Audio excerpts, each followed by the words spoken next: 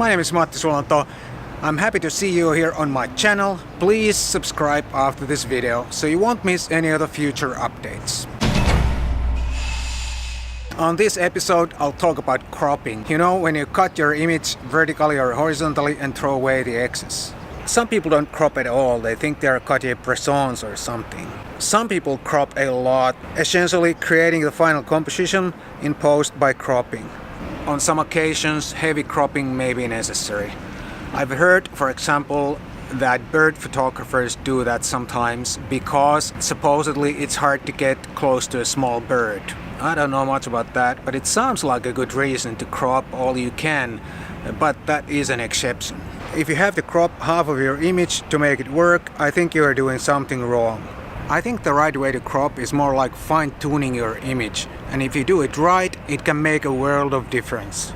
Generally, I think you should be able to compose your image in camera, but there are some exceptions, of course. In street photography, event photography, or similar situations, it's impossible to control everything, and you simply don't notice everything if there's an unwanted object in the upper right corner or the horizon is tilted or whatever. You can then fine-tune your image by cropping. Alright, let's go inside. And I'll show you some examples of how I improved some of my images by cropping. Alright, here's the first one. This is from Vietnam. My average tourist picture turned out to be a bit better when this little girl walked into my frame. She's wearing just the right colors, the yellow umbrella and the orange pants. And I really like the image. However, afterwards I realized there is a billboard showing up in the upper right corner and I wanted to get rid of that. But at the same time I wanted to keep the original aspect ratio of 3:2. So I had to crop. And here's the crop overlay and here's the final image cropped. And I think it became much better picture like this. This is from New Zealand. I saw this lady at the beach taking a selfie and I really liked the red umbrella against the blue sky and also the green grass and red umbrella, the opposite colors. I don't really remember why I framed it like this. Maybe there was something on the left side just outside of the frame that I didn't want to include. Afterwards I really wanted to get rid of those bushes on the right side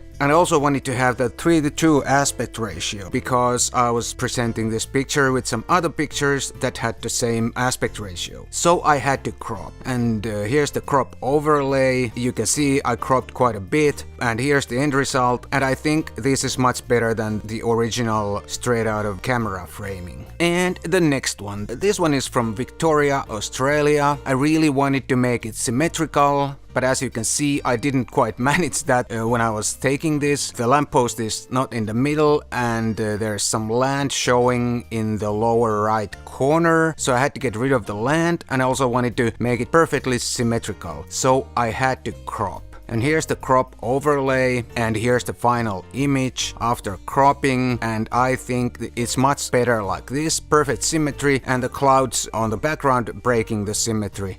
This one's from New Zealand, belongs to my series called Tourist Rituals, and there was a really strong backlight. I was trying to shade the lens with my hand, and as you can see, my hand is in the picture. I didn't see that when I was taking the picture, so obviously I had to get rid of the hand, and also, as you can see, it's not leveled, so I had to crop. And here's the crop overlay. Here also I wanted to keep the original aspect ratio of 3:2. And here's the final image. And I think now it looks much cleaner and a lot better than the original with my hand in the frame.